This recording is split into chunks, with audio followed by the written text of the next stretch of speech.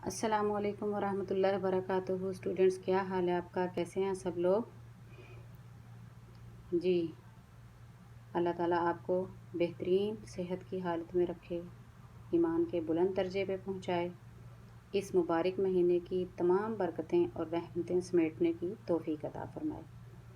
तो चलिए आज हम अपने सबक का आगाज़ करते हैं। आज हम कहानी नंबर 2 करेंगे, नादान की दोस्ती। नादान कहते हैं बेवकूफ़ को, ठीक है।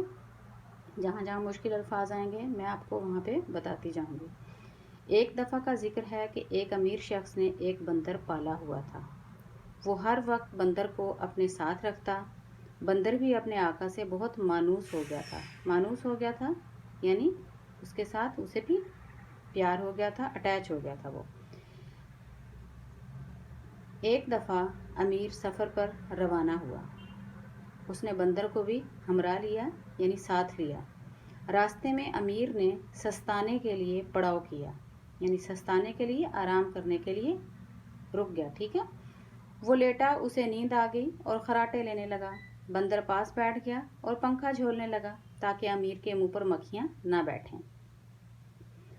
उसने देखा कि एक मक्खी बार बार अमीर के मुंह पर आकर बैठती है। उसने उसे भगाने की बहुत कोशिश की मगर बेसुध, यानी कोई फायदा ना हुआ उसको। आखिर वो तंग आ गया और उसने अमीर का खंजर उठा लिया। अब जो मक्खी आकर अमीर के मुंह पर बैठी तो बंदर ने खंजर पूरी ताकत से, यानी पूरी कुव्वत से, ताकत से अमीर के मुंह पर दे मारा। नतीजा ये हुआ कि अमीर की नाक कट गई।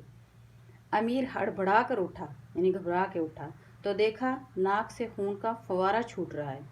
उसने बंदर को खंजर पकड़े हुए देखा जो खून से आलूदा हो रहा था। अमीर को बहुत तैश आया, गुस्सा आया। उसने सोचा कि नादान की दोस्ती कितनी खतरनाक होती है। उसने बंदर को मजबूती से पकड़ लिया और खंजर से उसे ज़बह कर दिया। उसके बाद उसने अपनी नाक की मरहम पट्टी की और आइंदा के लिए मोहतात हो गया कि नादान की दोस्ती इख्तियार न की जाए। तो नतीजा क्या निकला इस कहानी का बच्चों? नादान की दोस्ती खतरनाक होती है। हमें भी दोस्त बनाने से पहले देखना चाहिए कि वो अक्लमंद है या बेवकूफ़। अगर बेवकूफ़ होगा तो हम हमेशा नुकसान उठाएंगे और अगर अक्लमंद होगा तो हम उससे फ़ायदा उठा सकते हैं।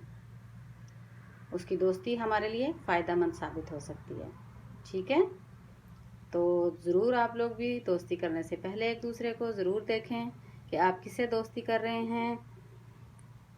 उम्मीद है आपको ये कहानी समझ आ गई होगी, ठीक है।